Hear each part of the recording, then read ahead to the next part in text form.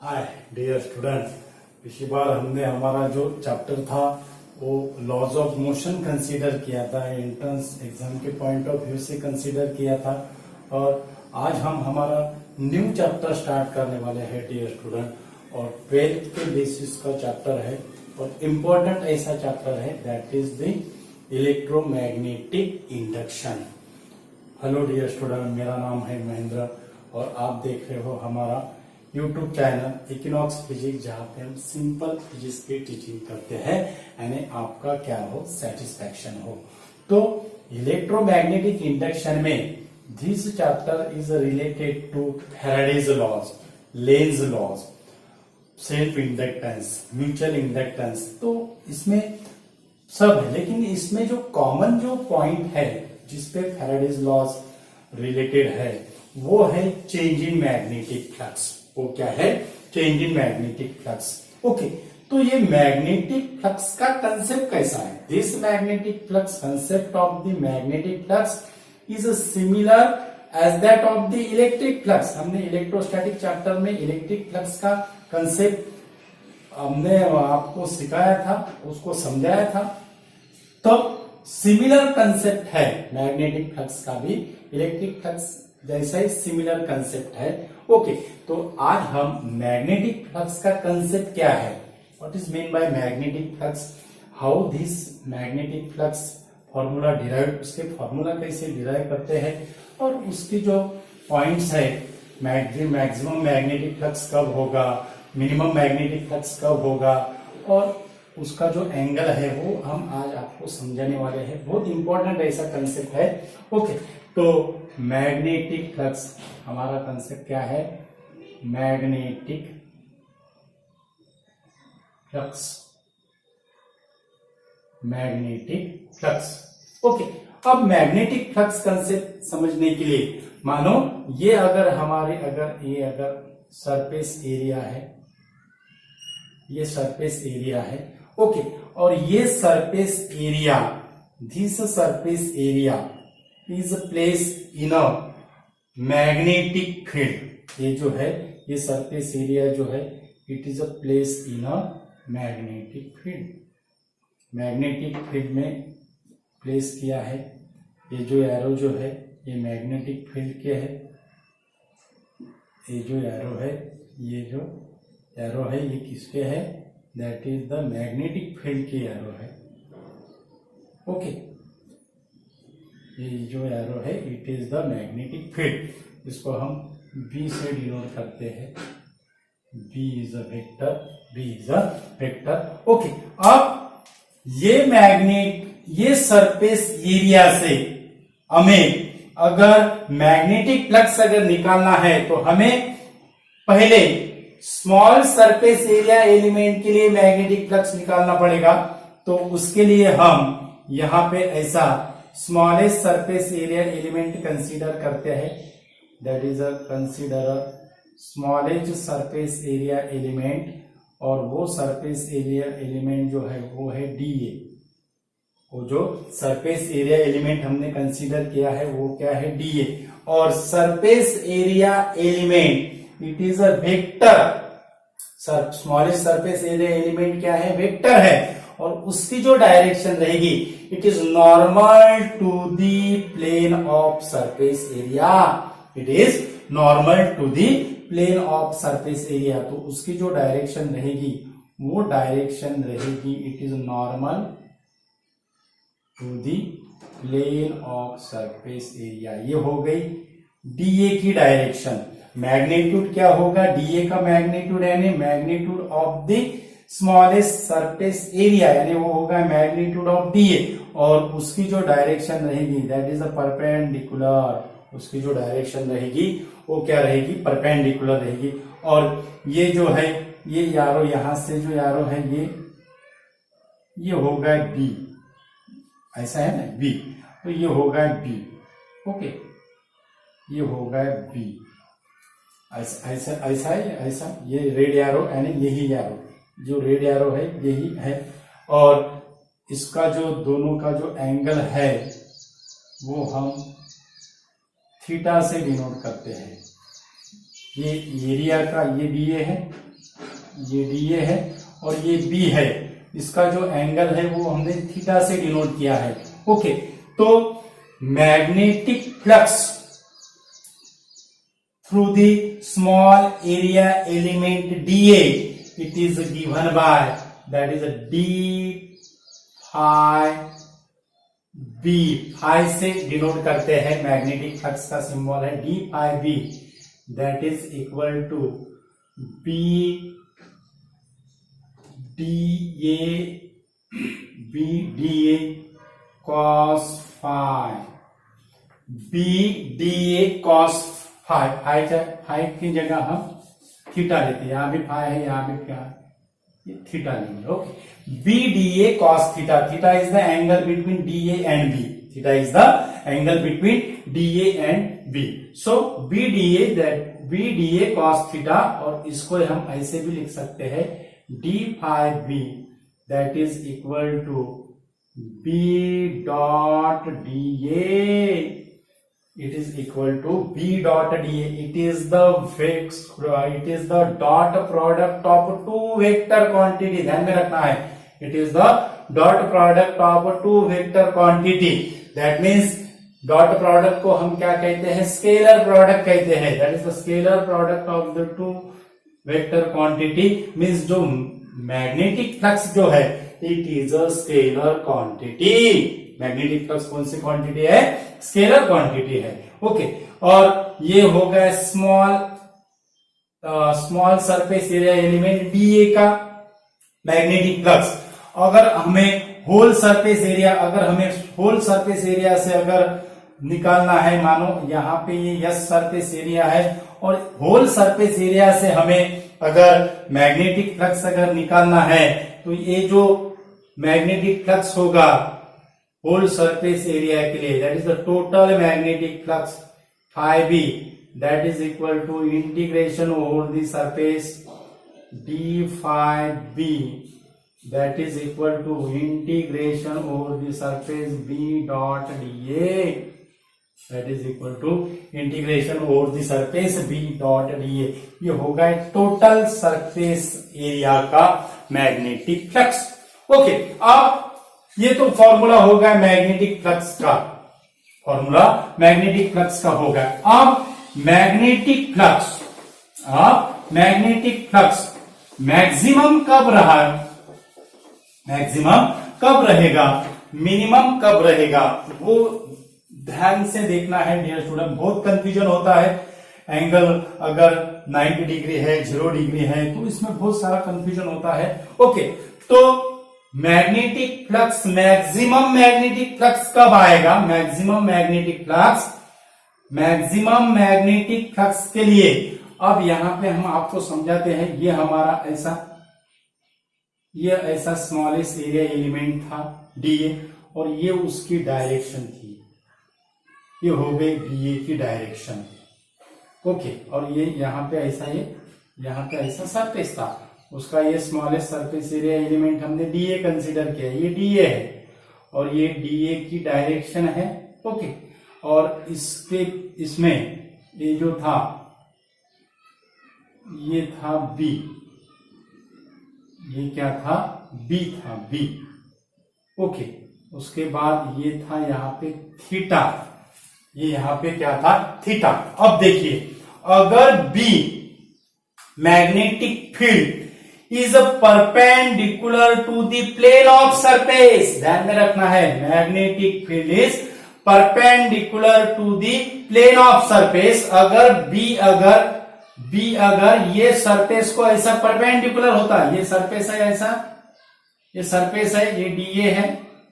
Okay, और B अगर exactly अगर ऐसा परपेंडिकुलर अगर होता, ओके, तो थीटा की वैल्यू यहां पे क्या होगी, थीटा की वैल्यू होगी 0 डिग्री, थीटा की वैल्यू यहां पे क्या होगी, 0 degree. And when the magnetic field perpendicular to the plane of surface area, that means angle between area and vector B, smallest area element vector DA and B, theta equal to 0 degree, so we get D phi B, that is equal to BA, D five B that is equal to B A, क्योंकि cos 0 की value कितनी होती है, 1 होती है।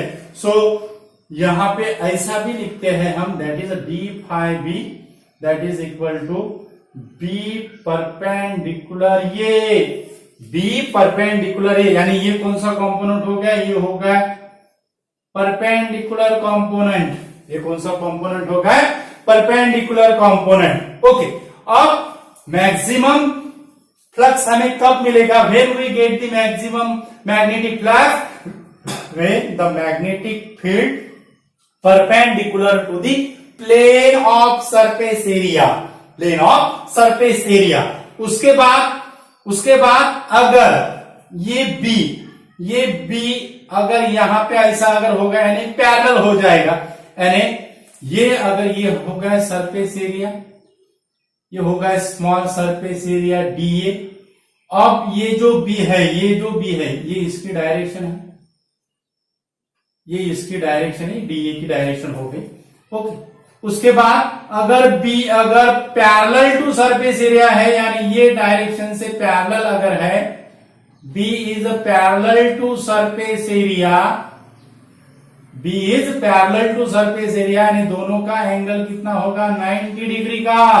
When the B is parallel to the plane of surface, plane consider कर, plane कह रहे हैं हम, एंगल बिटवीन ने कह रहे हैं, that is when the magnetic field B parallel to the surface area, then theta equal to 90 degree, theta equal to 90 degree. So d phi b that is equal to 0.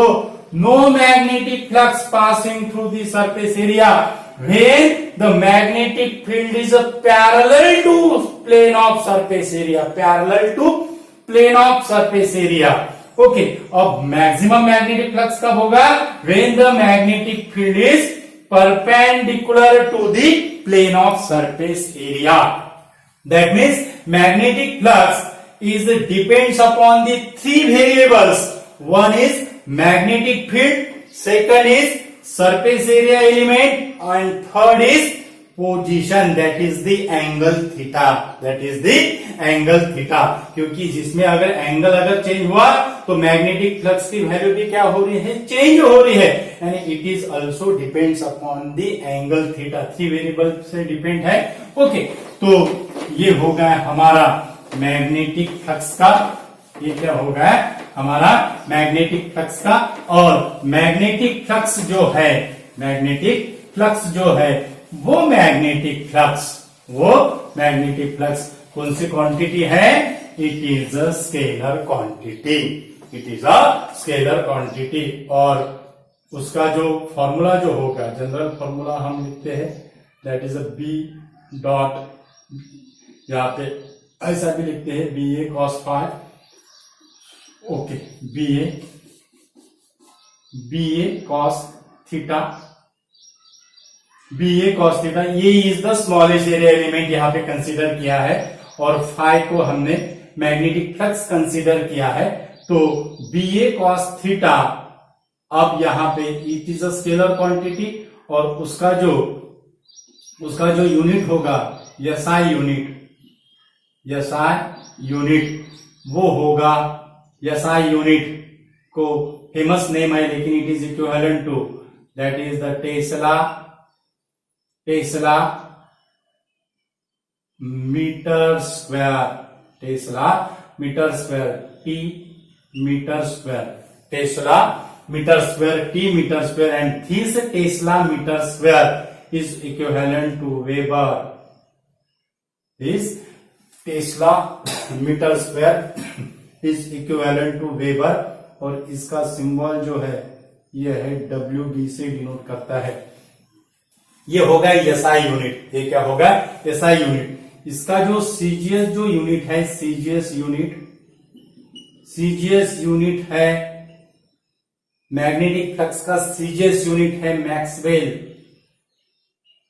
Maxwell, और it is also the gauss centimetre square, maxwell और gauss centimetre square. Okay, gauss centimetre square और gauss centimetre square. अब weber में और maxwell में क्या relation है? That is 1 weber that is equal to 10 to the power 8 maxwell. बहुत important ऐसा रिलेशन है। सीजीएस यूनिट और एसआई यूनिट में क्या रिलेशन है? That is 1 weber that is equal to 10 to the power 8 maxwell. और ये जो वेबर है टेस्ला मीटर स्क्वायर है, इसको हम जैसे जैसे फॉर्मूले आएंगे वैसे वैसे उसको क्या करेंगे हम, जैसे जैसे फॉर्मूले आएंगे वैसे उसको हम उसके यूनिट को एक्सपांड करेंगे। दैट इज फर्स्ट फॉर्मूले से टेस्ला मीटर स्क्वायर हो गया है। उसके बाद मैग्नेटिक फ्लक्स का जो यूनिट आता है वो वोल्ट सेकंड भी आता है, यानी जैसे फॉर्मूले आएंगे वैसे हम उसको एक्सप्लेन करेंगे, एक्सपांड करेंगे। अब ये अगर मैग्नेटिक फील्ड है, ये यहां पे ऐसा मैग्नेटिक फील्ड है, ये हो गया मैग्नेटिक फील्ड। अब यहां पे ऐसा ये हो गया एरिया, ये क्या हो गया है? एरिया है। और ये हो गई एरिया की डायरेक्शन। तो यहां पे मैग्नेटिक फील्ड की मैग्नेटिक फ्लक्स का कितनी वैल्यू रहेगी? क्या फॉर्मूला रहेगा मैग्नेटिक फ्लक्स का?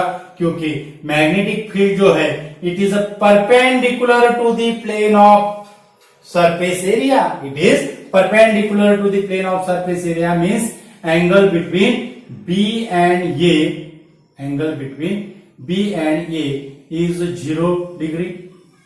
Angle between B and A is 0 degree. So यहां पे हमें फाई की वैल्यू क्या मिलेगी? That is equal to B A. यहां पे हमें फाई की वैल्यू क्या मिलेगी? That is equal to B A. क्योंकि ध्यान में रखना है प्लेन को परपेंडिकुलर होना है, प्लेन को परपेंडिकुलर होना है। और ये मैग्नेटिक फील्ड है, ये मैग्नेटिक फील्ड है। और ये अगर सरफेस एरिया है, ये सरफेस एरिया है, ओके, उसकी डायरेक्शन ये हो गई ऐसी, ये हो गई एरिया की डायरेक्शन। तो अब यहां पे मैग्नेटिक फ्लक्स कितना रहेगा? क्योंकि प्लेन ऑफ रोटेशन से मैग्नेटिक फील्ड क्या है? पैरेलल है। ये देखो ये लाइन और ये लाइन पैरेलल आ रहे हैं, यानी प्लेन ऑफ सरफेस से मैग्नेटिक फील्ड क्या है? पैरेलल है। यानी ए एंड बी का जो एंगल रहेगा, angle between A and B is 90 degree. Angle between A and B is 90 degree और A and B is 90 degree means phi की जो वैल्यू रहेगी that is equal to 0। Phi की जो वैल्यू रहेगी that is equal to 0। Okay, और उसके बाद ये मैग्नेटिक फील्ड है, ये मैग्नेटिक फील्ड है। और ये अगर प्लेन ऑफ सरफेस एरिया है, ऐसा अगर प्लेन ऑफ सरफेस एरिया है और उसकी डायरेक्शन ऐसी है, ओके, यहां पे उसने एंगल में किया, तो यहां पे फाई की वैल्यू क्या आएंगी? That is equal to B A cos theta. यहां पे क्या आएंगी? फाई की वैल्यू क्या आएंगी? B A cos theta. Theta की वैल्यू यहाँ ये डायग्राम में 0 डिग्री आ रही है, ये डायग्राम में 90 डिग्री आ रही है। हमने पहले इसको समझाया है। और फाई जो रहेगा ये डायग्राम में क्या कर रहा है? एंगल मेक कर रहा है, that is the normal component है एरिया का। तो मैग्नेटिक फ्लक्स जो होगा ये डायग्राम में क्या होगा? B A cos phi. क्या होगा? B A cos phi. तो ये हमारा सिंपल ऐसा कंसेप्ट था मैग्नेटिक फ्लक्स का। बहुत इंपॉर्टेंट ऐसा वीडियो है, एंट्रेंस एग्जाम के पॉइंट ऑफ व्यू से भी इंपॉर्टेंट है और बोर्ड के एग्जाम से भी, क्योंकि 12th में इलेक्ट्रोमैग्नेटिक इंडक्शन चैप्टर है, तो वो हिसाब से हम ये कंसेप्ट आपको समझाया है। Thank you so much. और इसका जो इस मैग्नेटिक फ्लक्स का और एक डेफिनेशन है, और वो जो डेफिनेशन है that is the magnetic lines of force, magnetic lines of force passing through unit area which is held perpendicular to the magnetic field lines, which is head perpendicular to magnetic field lines. ऐसी भी एक definition है। ऐसा ये video था, और video ज्यादा से ज्यादा स्टूडेंट को शेयर कीजिए, और हमारे चैनल पे अगर यूजर है तो हमारा चैनल सब्सक्राइब कीजिए। ऐसे ही सिंपल जो वीडियो है वो आपको कंसेप्ट जो है वो कंसेप्ट समझाते हैं मैग्नेटिक फ्लक्स का, और ऐसे ही बहुत सारे कंसेप्ट हमने समझाया है। तो वीडियो जो है वो ज्यादा से ज्यादा स्टूडेंट को शेयर कीजिए और हमारा चैनल ऐसे सब्सक्राइब कीजिएगा। Thank you so much.